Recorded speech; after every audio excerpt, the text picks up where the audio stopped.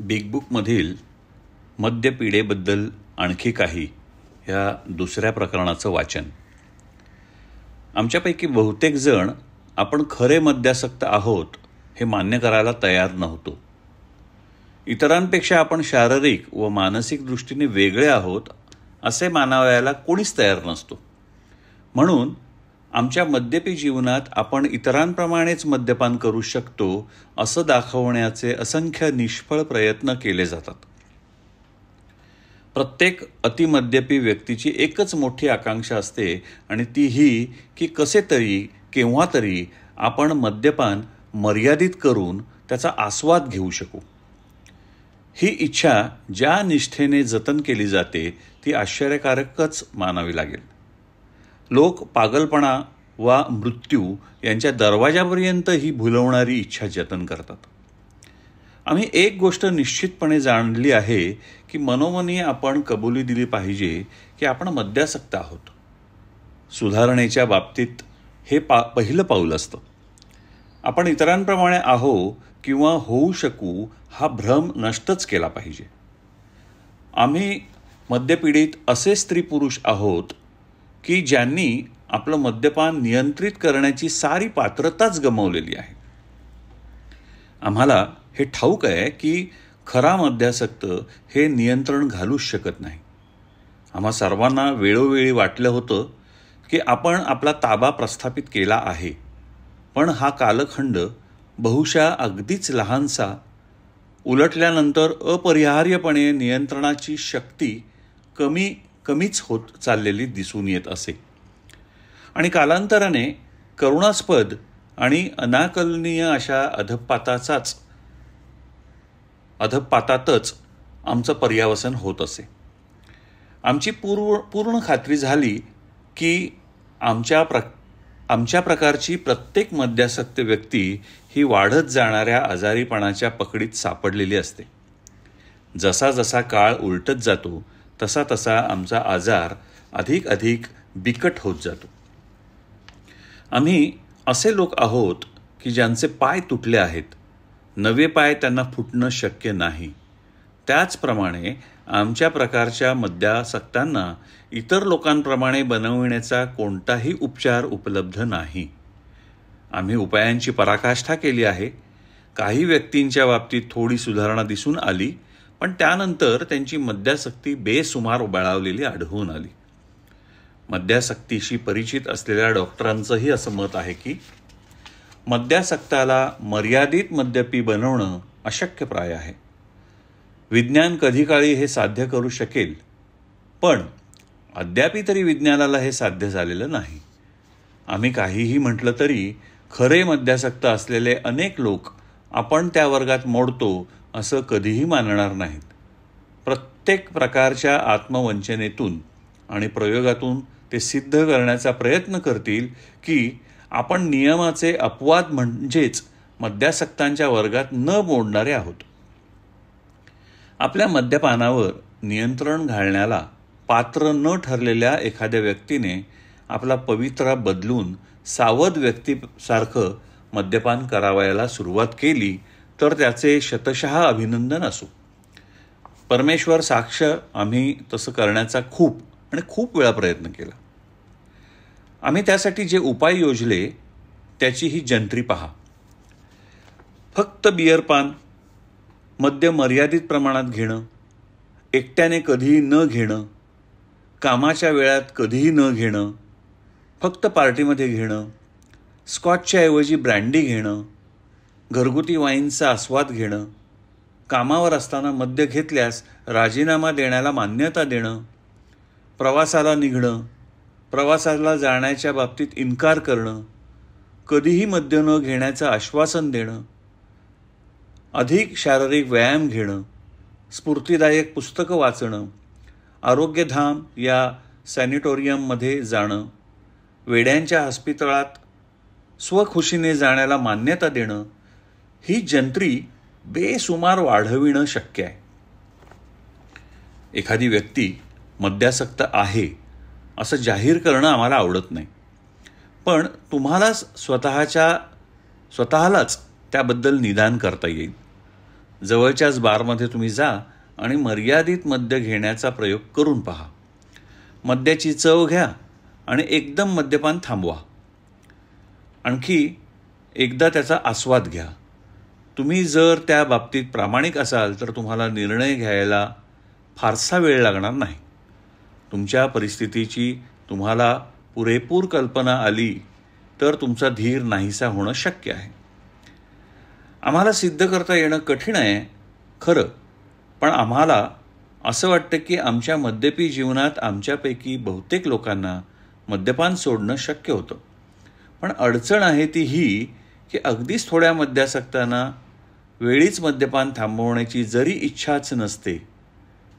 आमच्या कानी आम्ही काही उदाहरणं आली आहेत की जेव्हा मद्यासक्त होण्याची निश्चित चिन्ह दाखवणाऱ्या लोकांना बराच काळ मद्यपान थांबवता आलं आणि ते थांबविण्याच्या प्रबळतम इच्छेने त्यांच्यावर मात केली तेव्हा. त्यापैकीच हे एक उदाहरण पहा. 30च्या वयातील एक माणूस बरंच मद्यपान करत असे. रात्री प्यायल्यावर पेले फस्त केल्यानंतर सकाळी त्याला पश्चाताप होत असे. पण आपला दुबळेपणा लपवण्यासाठी तो मद्य घेऊनच चित्तवृत्ती स्थिर करू पाहत असे. आपल्या व्यापारात यश मिळवण्याची त्याची महत्त्वाकांक्षा होती.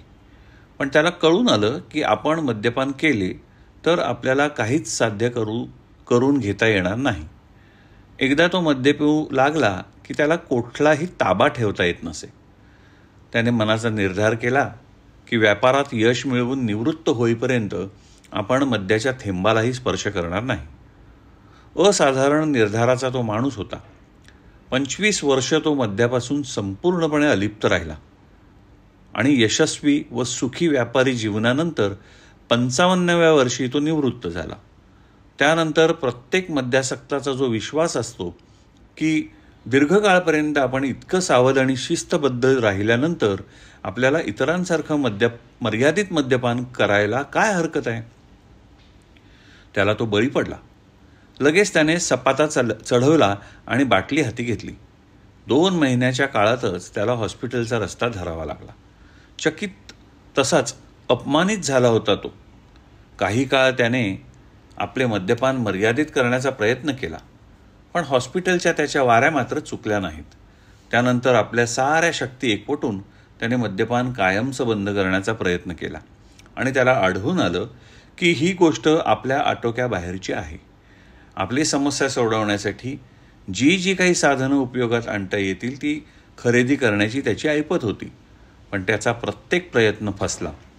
निवृत्तीच्या वेळी तो सदृढ प्रकृतीचा माणूस असूनही फार वेगाने खंगत गेला आणि 4 वर्षांच्या आत तो मरणही पावला.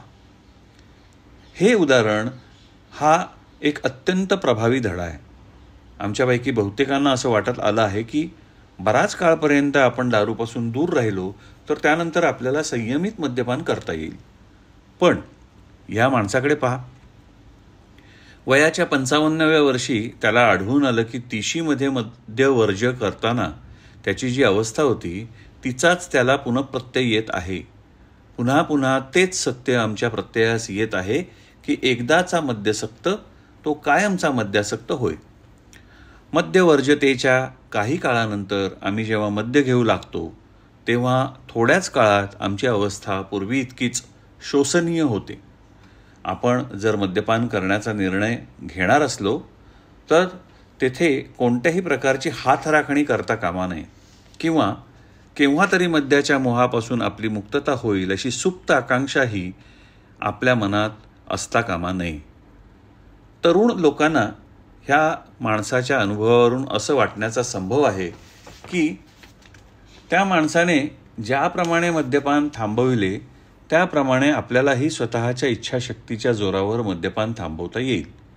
आम्हाला त्याबद्दल दाट संशय आहे, कारण त्यांच्यापैकी कोणालाही मद्यपान थांबवण्याची खरोखर इच्छा असेल असं आम्हाला वाटत नाही. शिवाय विशिष्ट अशी मानसिक प्रवृत्ती अंगी जोपासल्यामुळे त्यांच्यापैकी एखादाही यात यशस्वी होण्याचा संभव नाही. आमच्यापैकी 30च्या आत बाहेरचे लोक काही वर्षच मद्यपान करत, पण 20 वर्ष मद्यपान करणाऱ्या लोकांइतकाच आपण दुबळे झाल्याचा त्यांना अनुभव आलेला आहे. मद्यपानाचा गंभीर दुष्परिणाम होण्यासाठी फार काळ मद्यपान केलं पाहिजे किंवा आमच्यापैकी काही लोक घेतात इतकं मद्यसेवन करणं आवश्यकच आहे असं मुळीच नव्हे. स्त्रियांना तर हे विशेषच लागू होतं. संभाव्य मद्यासक्त होणाऱ्या स्त्रिया थोड्याच वर्षांच्या आत खऱ्याखुऱ्या मद्यासक्त होऊन त्यांचे मद्यपान आटोक्यात ठेवण्याच्या पलीकडे जातो. काही मद्यासक्तांना मद्यासक्त म्हटलं तरी अत्यंत अपमानास्पद वाटतं. पण वस्तुस्थिती अशी असते की आपल्याला मद्यपान थांबविता येत नाही याबद्दल त्यांनाच अचंबा वाटतो. आम्हाला मद्यासक्तीची चिन्ह माहीत असल्यामुळे आम्हाला तरुण लोकांमधले संभाव्य मद्यासक्त लगेच ओळखता येतात. परंतु याची त्यांना जाणीव करून देण्याचा प्रयत्न तरी करून पहा. गतकाळाकडे जेव्हा आम्ही नजर टाकतो तेव्हा आम्हाला कळून येतं की इच्छाशक्तीच्या जोरावर मद्यपान सोडण्याचा बिंदू आम्ही बराच काळ मागे टाकलेला आहे. या धोक्याच्या विभागात आपण पाऊल टाकले असल्याचा कोणी इन्कार करीत असेल तर त्यानं 1 वर्षभर मद्य सोडण्याचा प्रयत्न करावा. तो खरोखरच मद्यासक्त असेल आणि त्याची दृष्टी बराच पुढे गेली असेल तर त्याला यशाची फारच थोडी आशा असते. मद्यपानाच्या सुरुवातीच्या दिवसात आम्ही काही वेळा वर्षभर किंवा अधिक काळ मद्यापासून अलिप्त राहिलो. पण त्यानंतर आमचं मद्यपानाचे प्रमाण बेसुमार वाढलं. तुम्ही बराच काळ मद्यपान थांबवू शकला तरी तुम्ही संभाव्य मद्यासक्त हे राहताच. आम्हाला वाटतं की या पुस्तकाबद्दल आस्था वाटणाऱ्या फारच थोड्या लोकांनाही वर्षभर मद्यापासून अलिप्त राहणं कठीण जाईल. त्यांच्यापैकी काही मद्यपान सोडण्याचा निर्णय केल्यानंतर दुसऱ्याच दिवशी बेहोश होतील. बहुसंख्य काही आठवड्यांच्या आत मद्यपानाला सुरुवात करतील. मर्यादित प्रमाणात मद्यपान करू न शकणाऱ्या लोकांपुढे प्रश्न असतो तो सर्वस्वी मद्यपान कसं थांबवायचं हा होय. अर्थात आमच्या वाचकांना मद्यपान थांबवण्याची इच्छा आहे असं आम्ही गृहीत धरतो. आता अशी व्यक्ती अध्यात्मविरहित पायावर मद्यपान सोडू शकेल काय हे त्यांच्या मद्य सोडवण्यासाठी लागणारी शक्ती किती प्रमाणात अस्तित्वात आहे यावर अवलंबून राहील. आमच्यापैकी अनेकांना वाटले की आपल्यामध्ये भरपूर चारित्र्य संपन्नता आहे. मद्यपान सर्वस्वी बंद करण्याची ओढही त्यांच्यामध्ये होती. पण तरीसुद्धा त्यांना ते अशक्य झालं. मद्यासक्ती म्हणून जी आम्ही म्हणतो तिच्यामधील हे चकित करणारे वैशिष्ट्य आहे. केवढीही गरज वा इच्छा असतानाही मद्य सोडण्याच्या बाबतीत आमची असमर्थता. आता आमच्या वाचकांना आपल्या स्वतःचे समाधान होईल या पद्धतीने ते आमच्यापैकी आहेत किंवा नाहीत हे ठरवण्यासाठी आम्ही कोणती मदत करू शकतो. विशिष्ट काळापुरतं मद्यपान थांबवण्याचा प्रयोग सहाय्यभूत होऊ शकेल. पण मद्यासक्तीच्या यातना भोगणाऱ्यांना त्याचप्रमाणे वैद्यकीय क्षेत्रातील लोकांना आम्ही याहीपेक्षा जास्त चांगल्या पद्धतीने सहाय्य देऊ शकू असं आम्हाला वाटतं. त्या दृष्टीने मद्यपानाच्या पुन्हा अधीन होण्यापूर्वीच्या मानसिक अवस्थांचे थोडेसे वर्णन आम्ही येथे देणार आहोत. कारण ह्या प्रश्नांचा तोच गाभा आहे हे उघड आहे. मद्यासक्त व्यक्ती एकच प्यालाचा जो भयानक प्रयोग पुन्हा पुन्हा करीत असते त्याच्या विचारात कोणतं दडपण असतं.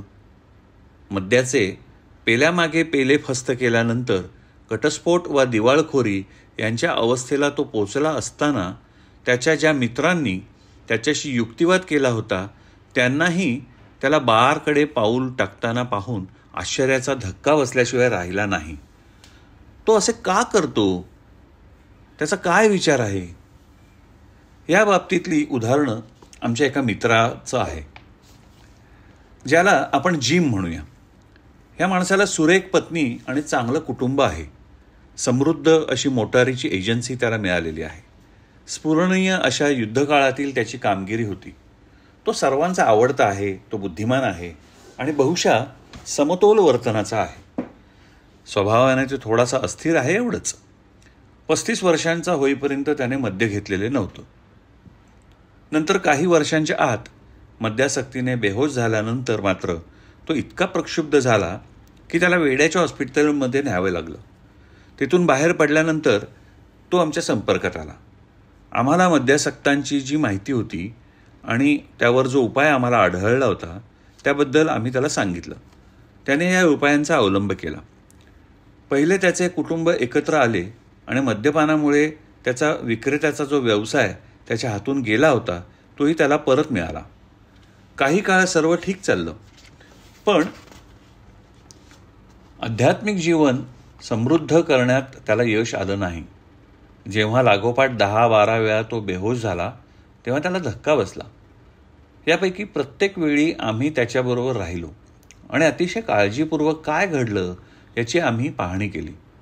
त्यानं कबूल केलं की आपण मद्यासक्त आहोत आणि आपली अवस्था गंभीर आहे. असेच चालू राहिले तर आपल्याला वेड्याच्या हॉस्पिटलमध्ये एक खेप घालावी लागेल हेही त्याला कळलं. त्याहीपेक्षा आपल्याला प्रिय असलेल्या आपल्या कुटुंबाचा त्याग करावा लागेल याचीही त्याला जाणीव झाली. तरी त्याने पुन्हा मद्य घेतलं. हे कसं घडलं ते संगतवर सांगण्याची आम्ही त्याला विनंती केली. ही आहे त्याची कहाणी. मंगळवारी सकाळी मी कामावर गेलो. जो व्यवसाय माझ्या मालकीचा होता तिथे विक्रेता म्हणून काम करावे लागत आहे त्याबद्दल मी चिडल्यासारखा झालो होतो ते मला आठवतं. वरिष्ठांबरोबर माझी थोडी शाब्दिक बाचाबाची झाली तरीही ती काही फारशी गंभीर बाब नव्हती. त्यानंतर मी गावाकडे मोटर नेण्याचं ठरवलं. एखादा मोटरचा सौदा करता आला तर पाहावा हा विचार माझ्या मनामध्ये होता. वाटेमध्ये मला भूक लागली म्हणून रस्त्यावरील एका हॉटेलमध्ये मी थांबलो. तेथे एक बारही होता.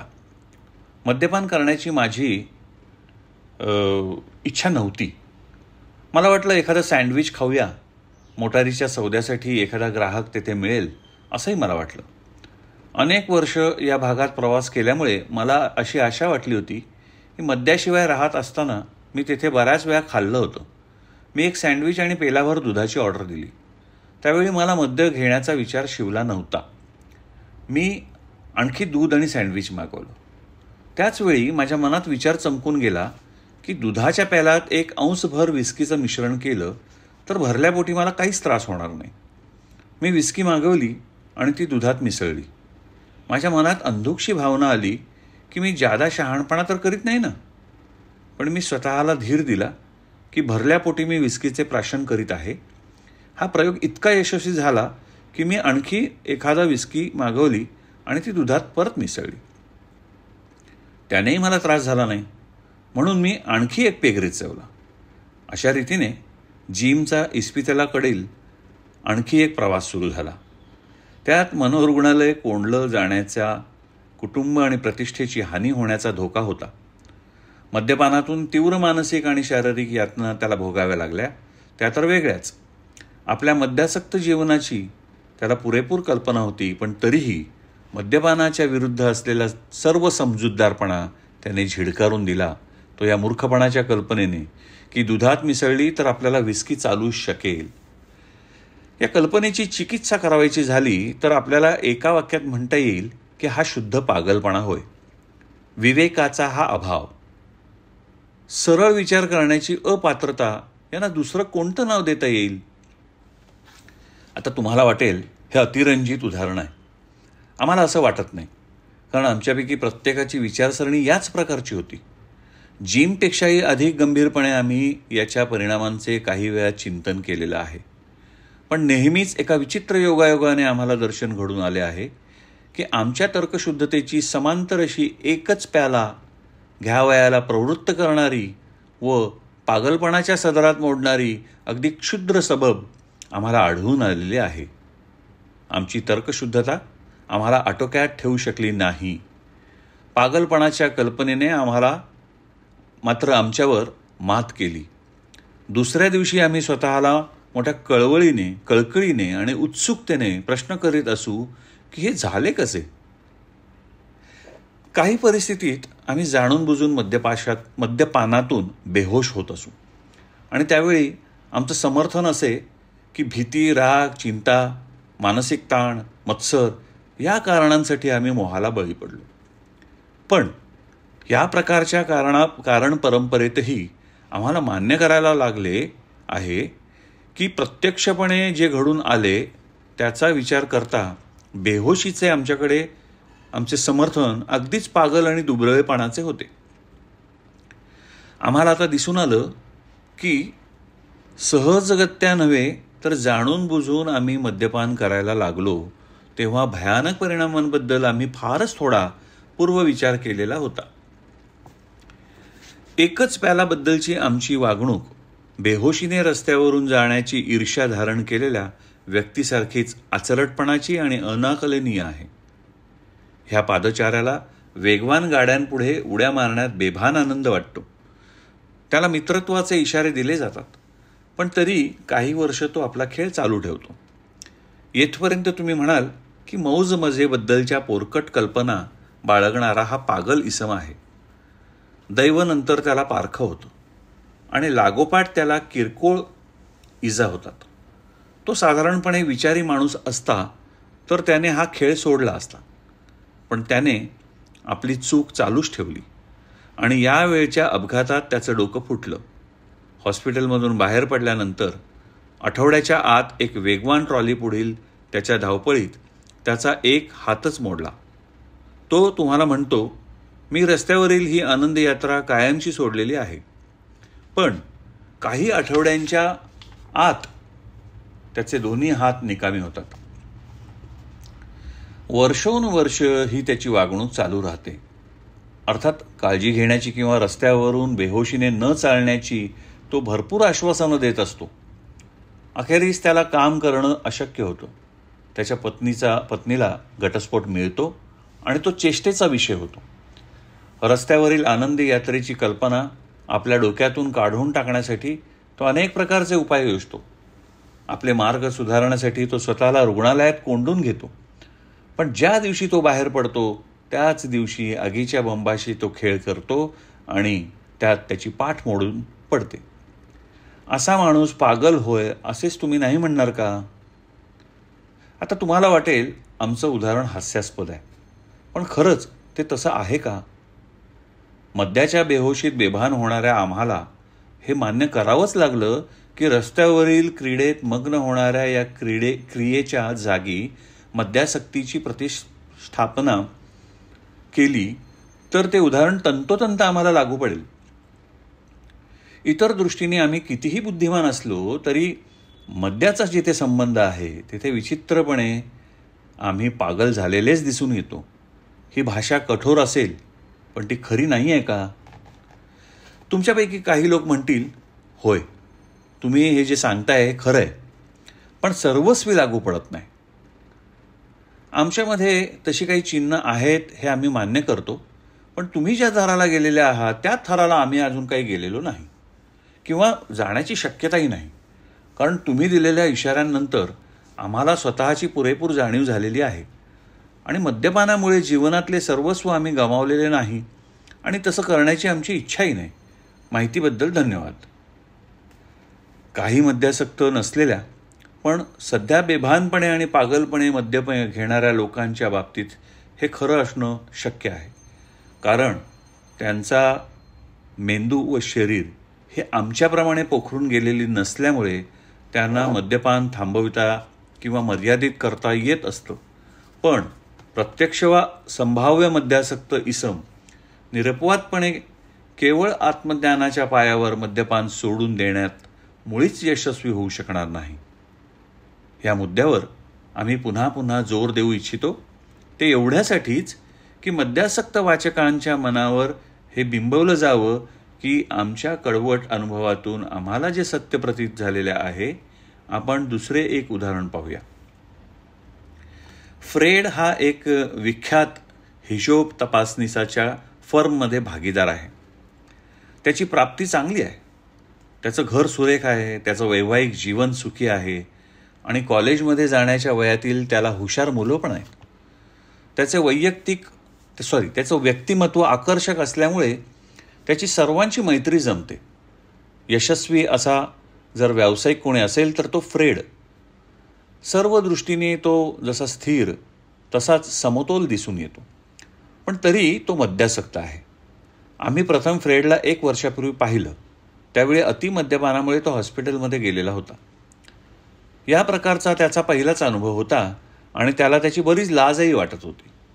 आपण मद्यासक्त आहोत हे कबूल करण्याऐवजी त्याने असा आविर्भाव आणला की आपल्यावरील ताण कमी करण्यासाठीच तो हॉस्पिटलमध्ये आलेला होता. डॉक्टरने त्याला ठामपणे सांगितलं की त्याला जाणीव झालेली आहे त्यापेक्षाही त्याची परिस्थिती अधिक बिकट आहे. आपल्या परिस्थितीबद्दल त्याला काही दिवस खिन्न वाटलं. त्याने मद्यपान कायमचं सोडण्याचा निर्धार केला. त्याला कधीही वाटलं नाही की त्याचे चारित्र्य आणि प्रतिष्ठा याचा विचार करताही त्याला ही गोष्ट करता येणार नाही. फ्रेड स्वतःला मद्यासक्त म्हणून घ्यायला तयार नव्हता आणि आपला प्रश्न सोडवण्यासाठी आध्यात्मिक उपाययोजना केली पाहिजे हे तर त्याला मुळीच मान्य होईना. मद्यासक्ततेबद्दल आम्हाला जे माहीत होतं ते आम्ही त्याला सांगितलं. त्याला आस्था वाटली आणि त्यानं मान्य केलं की त्याच्यामध्ये तशा प्रकारची चिन्ह आहेत, पण त्याबाबतीत त्याला स्वतःला काही करता येणार नाही हे मान्य करण्यापासून तो फार दूर होता. त्याची ही खात्री होती की अपमानास्पद अनुभव आणि त्याच्या जोडीला त्याने प्राप्त केलेले ज्ञान या गोष्टी त्याला उतरलेल्या जीवनात मद्यापासून अलिप्त ठेवतील. आत्मज्ञानातून आपण हे साध्य करू ही त्याची बालंबाल खात्री होती. काही काळ आम्ही फ्रेडबद्दल काहीच ऐकलं नाही आणि एके दिवशी आम्हाला सांगण्यात आलं की तो पुन्हा हॉस्पिटलमध्ये गेलेला आहे. त्यावेळी तो बराच हादरलेला होता. त्याने आम्हाला भेटण्याची उत्सुकता प्रकट केली.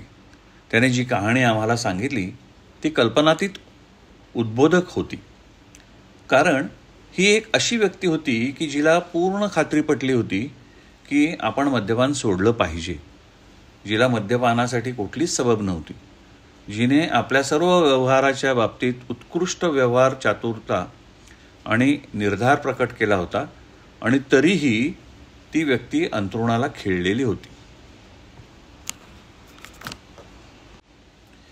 आता फ्रेड करून त्याची ही कहाणी ऐका, त्यालाच सांगू द्या. तुम्ही मद्यासक्तीबद्दल जे सांगितलं होतं त्याचा माझ्या मनावर फार परिणाम झाला होता आणि निशंकपणाने सांगायचे तर मला मद्यपान करणं शक्य होईल असं खरोखरीच वाटलं नव्हतं. पहिल्या प्याल्याच्या आधी पागलपणाची जी उर्मी येते तिच्याबद्दल तुमच्या कल्पना मला पटल्या होत्या, पण मला आत्मविश्वास होता की मी जे काही शिकलो होतो त्यामुळे माझ्या बाबतीत ते घडून येणार नाही. मी स्वतःशी असा युक्तिवाद करत होतो की तुमच्यापैकी बहुतेक लोकांची जी अवस्था होती तितक्या थराला मी गेलेलो नाही. माझ्या इतर व्यक्तिगत प्रश्नांची सोडवणूक करण्यातही मी बहुशा यशस्वी ठरलेला आहे. तेव्हा मद्यपानाच्या बाबतीत तुम्ही जसे अयशस्वी झाला तसं मी होणार नाही. मला वाटते की स्वतःबद्दल आत्मविश्वास ठेवण्याचा मला हक्क आहे आणि त्या दृष्टीने आपली इच्छाशक्ती जागृत ठेवून स्वतःचे संरक्षण करणं एवढंच कार्य मला करावयाचे आहे. ह्या मनस्थितीत मी आपले व्यवहार करीत होतो आणि काही काळ सर्व काही ठीक चाललं. मद्यपानाची आमंत्रणं झिडकारून टाकण्यात मला काहीच त्रास होत नव्हता. असंही वाटू लागलं की इतक्या साध्या बाबतीत आपण उगाचच अवडंबर तर माजवलं नाही ना. एके दिवशी हिशोबाबद्दल एक सरकारी संघटनेपुढे साक्ष देण्यासाठी मी वॉशिंग्टनला गेलो. त्या विशिष्ट मद्यविरहित कालखंडात मी असा वेळोवेळी बाहेर जात असे, त्यामुळे यात नाविन्य असं काही नव्हतं. शारीरिक दृष्टीने मला अगदी समर्थ असल्यासारखं वाटत होतं. कोणतेही इतर निकडीचे प्रश्न वा अडचणी माझ्यापुढे नव्हत्या. माझं काम चांगल्या रीतीने पार पडलं आणि मी खुश झालो. माझे भागीदार खुश होतील हेही मी जाणलं. परिपूर्ण अशा एका दिवसावर पडदा पडत होता. वातावरणात ढगांचे निशाणही नव्हते. मी हॉटेलात गेलो आणि सावकाशपणे रात्रीच्या जेवणासाठी मी जामानिमा चढविला. भोजनगृहाच्या आवारात जाऊन पाऊल टाकीत असताना माझ्या मनात विचार चमकला की भोजनापूर्वी 1-2 कॉकटेल्स आपण का घेऊ नयेत? मजा येईल त्यातून. बस एवढाच विचार आला, आणखी काही नाही. मी कॉकटेल आणि माझ्या भोजनाची ऑर्डर दिली. त्यानंतर आणखी एक कॉकटेल मी घेतली. भोजनानंतर एक चक्कर मारून येण्याचं मी ठरवलं. हॉटेलमध्ये मी पुन्हा परतलो तेव्हा मनात विचार आला की निजण्यापूर्वी मद्याचा एक चषक घेतला तर चित्तवृत्ती उल्हासित होणार नाही काय. म्हणून मी बारमध्ये गेलो आणि एक चषक घेतला. त्यानंतर मला आठवतं की मी आणखी बरेच चषक रिचवले आणि सकाळीही बरंच मद्यपान केलं. त्यानंतर अंधूक अशी आठवण मला आहे ती न्यूयॉर्कला जाणाऱ्या विमानात बसल्याची आणि विमानतळावर माझ्या पत्नीऐवजी एक टॅक्सी ड्रायव्हर मित्र भेटल्याची. त्या टॅक्सीवाल्याने अनेक दिवस मला इतरत्र फिरवलं. त्या कालखंडात मी कुठे गेलो, काय बोललो, काय केलं यापैकी फारच थोडं मला आठवतंय. त्यानंतर आले हॉस्पिटल. असह्य मानसिक आणि शारीरिक यातना देणारे विचार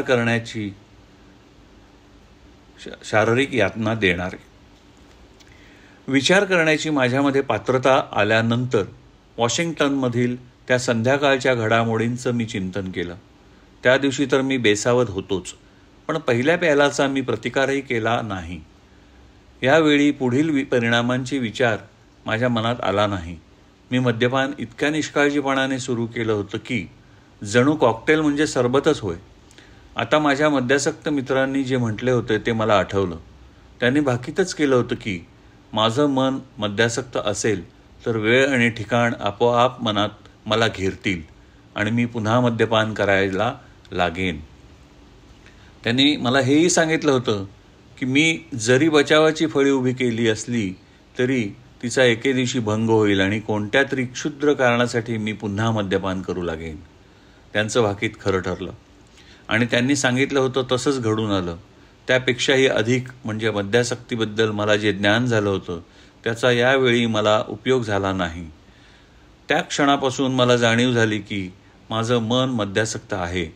मला हे दिसून आलं की इच्छाशक्ती आणि आत्मध्यान ह्या चमत्कारिक मानसिक दुरावस्थेत उपयोगी पडू शकणार नाही.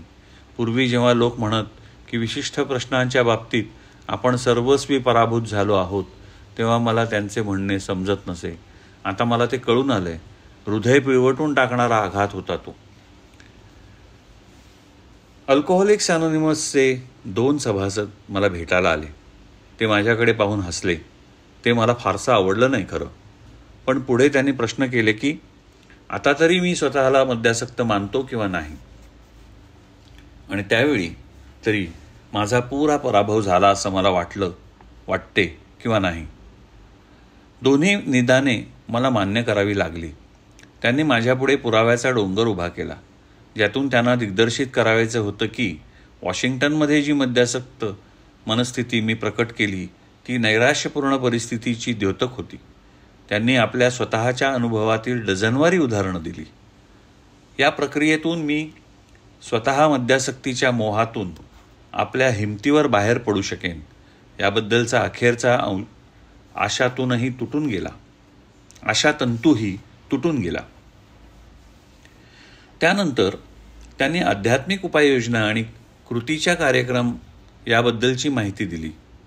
शेकडो लोकांनी या दोन्ही गोष्टी यशस्वीपणे अंमलात आणल्या आहेत असेही त्यांनी सांगितले. तसे पाहिले तर माझा चर्चशी संबंध अगदीच औपचारिक होता. तथापि त्यांच्या सूचना बौद्धिक दृष्टीने मला ग्रहण करायला जड वाटल्या नाहीत. कृतीच्या कार्यक्रमाचे मात्र तसं नव्हतं. तो शहाणपणाचा होता, पण बराच कडक होता. त्याची अंमलबजावणी करायची म्हणजे जन्मभर जतन केलेल्या अनेक कल्पना मला ताज्य ठरवणं भाग होतं. हे सोपं नव्हतं, परंतु त्या प्रक्रियेतून जायचा निर्धार मी ज्या क्षणी केला त्या क्षणी माझ्या मनोमनी एक अपूर्व भावना जागृत झाली की माझी मद्यासक्त अवस्था नाहीशी होत चाललेली आहे. खरोखरच मला त्याचा प्रत्यय आला. त्याच्या इतकाच महत्त्वाचा होता तो हा शोध की आध्यात्मिक तत्वच माझे सारे प्रश्न सोडवू शकतील. तेव्हापासून मी अशा जीवन पद्धतीत सामावून गेलो आहे की जी विलक्षण समाधानाची आहे आणि मला आशा आहे की पूर्वीच्या माझ्या जीवनाच्या मानाने जी अधिक उपयुक्त आहे. माझी पूर्वीची जीवन पद्धती कोणत्याही प्रकारे वाईट होती असं नव्हे, पण त्यातील सर्वोत्कृष्ट क्षणांची सध्याचे माझे जे हीनतम जीवन आहे त्याच्याशी अदलाबदल मी करणार नाही. मला जरी जाता आले तरी त्या जीवनाकडे मी परत जाणार नाही. फ्रेडची कहाणी बोलकी आहे. त्याच्यासारख्या हजारो लोकांना ही उद्बोधक ठरेल अशी आम्हाला आशा आहे. पिळवटून काढणाऱ्या चरकाच्या पहिल्याच अनुभवाने त्याला बेभान केलं होतं. बहुसंख्य मद्यासक्त लोक बरेच घायाळ झाल्यानंतर ते खरोखरीच आपले प्रश्न सोडवण्याची सुरुवात करतात. बरेच डॉक्टर आणि मनोवैज्ञानिक आमच्या निर्णयाशी सहमत होतात. त्यांच्यापैकी एका विश्वविख्यात हॉस्पिटलमध्ये काम करणाऱ्या व्यक्तीने आमच्यापैकी काही लोकांशी बोलताना म्हटलं, सर्वसाधारण मद्यासक्त व्यक्तीच्या दुर्दशेतील असहाय्यतेबद्दल तुम्ही जे म्हणता ते माझ्यामध्ये अचूक आहे. तुमच्यापैकी दोघांच्या कहाण्या ज्या मी ऐकल्या त्यांच्याबद्दल माझ्या मनामध्ये संदेह नाही की ते 100% असहाय्य होते. दैवी मदत वगळता तुम्ही रोगी म्हणून या हॉस्पिटलकडे वळला असता तर शक्यतोवर तुम्हाला मी प्रवेश दिला नसता. तुमच्यासारखे लोक हृदय पिळवटून टाकणारे असतात.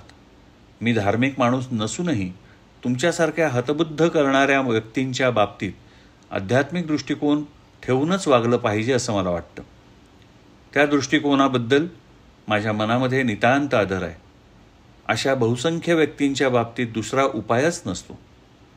आता पुन्हा एकदा सांगायचं तर काही वेळेला मद्यासक्त व्यक्तीला पहिल्या प्यायल्याच्या बाबतीत मानसिक असा बचावच नसतो. अगदीच काही दुर्मिळ अपवाद सोडले तर तो किंवा दुसरी कोणतीही मानवी व्यक्ती अशा तऱ्हेचे संरक्षण देऊ शकत नाही. त्याचा बचाव श्रेष्ठतर शक्तीकडूनच होऊ शकेल, झाला पाहिजे.